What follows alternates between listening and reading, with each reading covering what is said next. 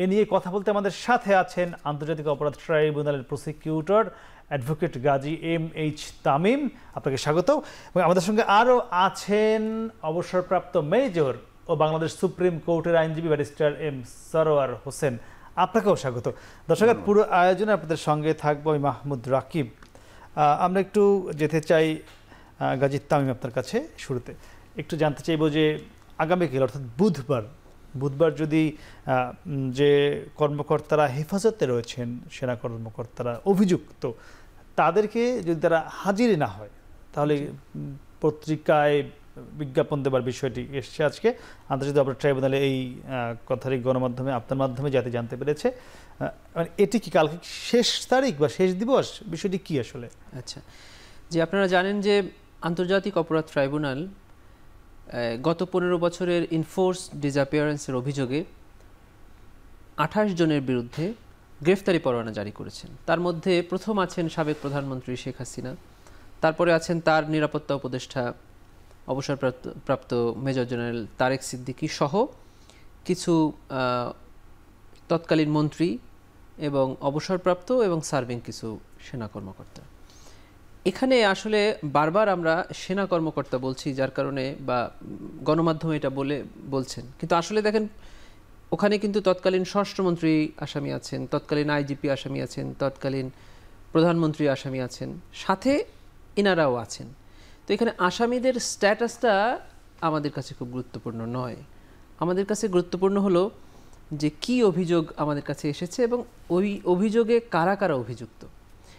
আপনারা জানেন যে বর্তমানে বাংলাদেশের সাবেক প্রধান বিচারপতি কারাগারে আছেন। তো আমি যেহেতু একজন আইনের মানুষ, আমার সর্বোচ্চ রেসপেক্টটা থাকে বাংলাদেশের প্রধান বিচারপতির উপরে। তো তিনিও এখন কারাগারে আছেন। তিনি প্রধান বিচারপতি হিসাবে না, তিনি একজন অ্যাকিউজড হিসাবে কারাগারে আছেন। ট্রাইব্যুনালে সাবেক প্রধানমন্ত্রীর বিচার চলছে, সাবেক বেশ কয়েকজন মন্ত্রীর বিচার চলছে, সাবেক বেশ কয়েকজন সেনা কর্মকর্তা বা সার্ভিং কয়েকজন সেনা কর্মকর্তার বিচারও ট্রাইব্যুনালে চলছে। তো এইটা, এবং আপনি জানেন যে 71-এ পাকিস্তান সেনাবাহিনীর একজন কর্মকর্তার বিচারও ট্রাইব্যুনালে চলছে, যে 71-এ পাকিস্তান আর্মির সদস্য অফিসার ছিলেন। এখন চলছে। আচ্ছা, তো এখানে আসলে কে কোন জায়গার অফিসার সেটা আমাদের দেখার দরকার নেই।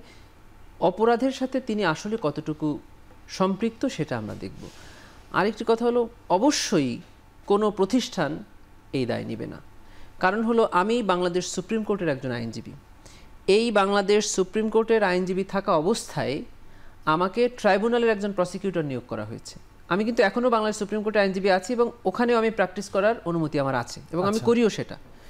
ঠিক এমনিভাবে দুর্নীতি দমন কমিশন, এমনিভাবে বিডিআর ট্রাইব্যুনাল সহ বিভিন্ন জায়গায় সুপ্রিম কোর্টের লয়ারদেরকে এই গভর্নমেন্ট অ্যাপয়েন্ট করেছে অ্যাজ প্রসিকিউটর অথবা অ্যাটর্নি জেনারেল স্ট্যাটাসে।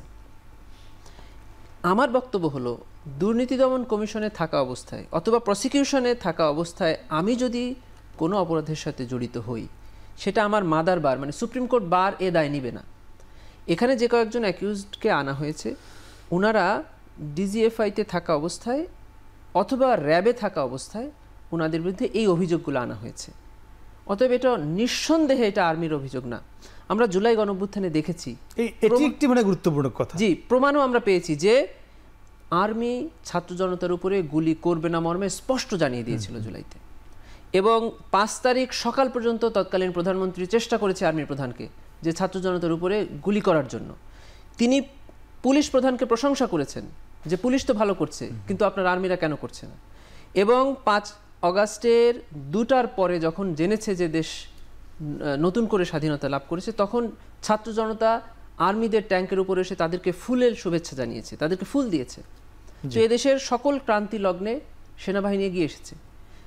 আর অ্যাকিউজ যিনি করছেন তিনি তার অ্যাবসলিউটলি পার্সোনাল লায়াবিলিটি। এজন্য অবশ্যই আমরা দেখছি না যে কে তিনি, আমরা দেখছি যে তিনি এই অভিযোগের সাথে আদৌ কতটুকু জড়িত।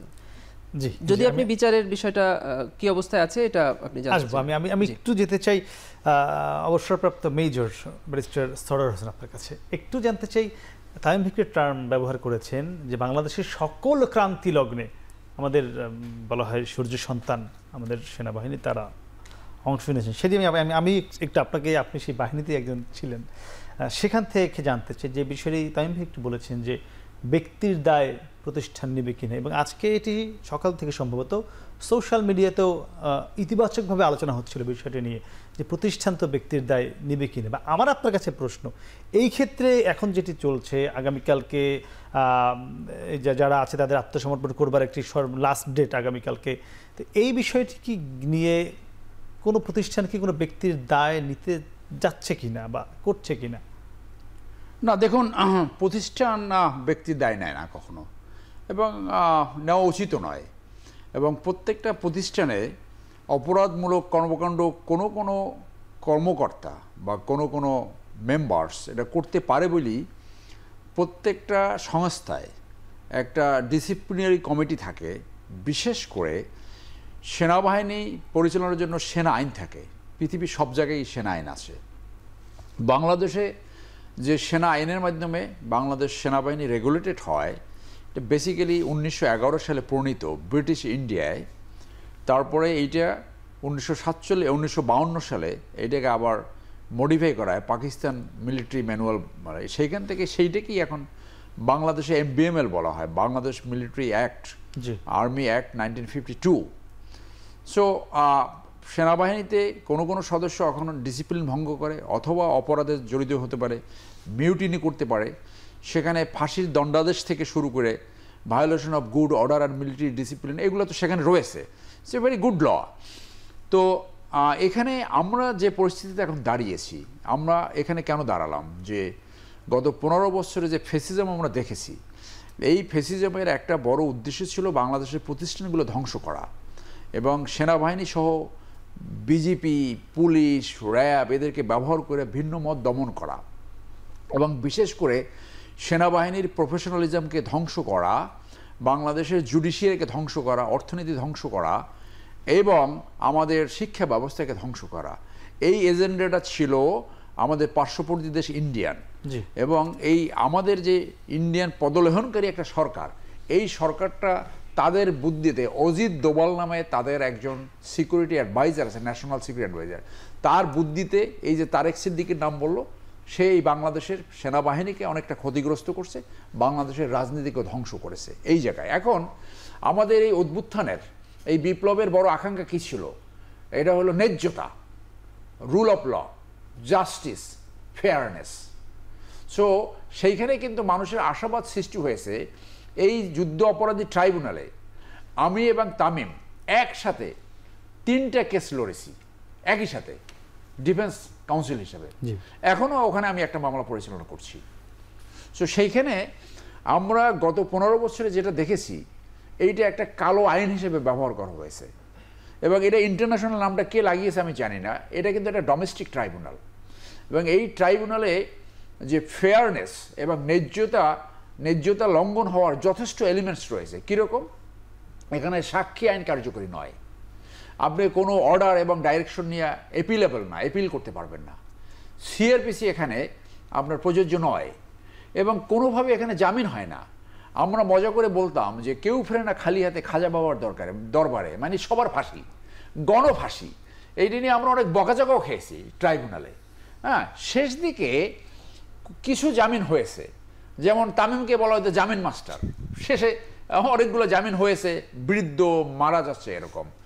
আমাদের এইখানে এখন আমরা আশা করি যে ট্রাইব্যুনাল আমরা ওই ফেসিজমের সময় দেখেছি, আমরা সেই ট্রাইব্যুনাল দেখতে চাই না। আমরা এখানে দেখতে চাই ফেয়ারনেস, জাস্টিস, অ্যাকাউন্টেবিলিটি, ট্রান্সপারেন্সি। আমরা এটা দেখতে চাই। 302 ধারায় যদি জামিন হয় তাহলে এখানে জামিন না হওয়ার কোনো কারণ নাই। আচ্ছা, সেই ফেয়ারনেস প্রতিষ্ঠা করতে হলে আমি মনে করি এটাকে যে আঙ্গিকে আসলে মডিফাই করা উচিত ছিল, স্পেশালি সাক্ষী আইন। মামলা প্রমাণ করে কে? সাক্ষী। তো এখানে সাক্ষী আইন যদি আপনার প্রযোজ্য না হয় তাহলে এইটাই আপনার ন্যায্যতা, ন্যায় বিচার প্রতিষ্ঠার একটা বড় অবস্টাকেল হিসেবে আবির্ভূত হয়। জি বলেন। জি।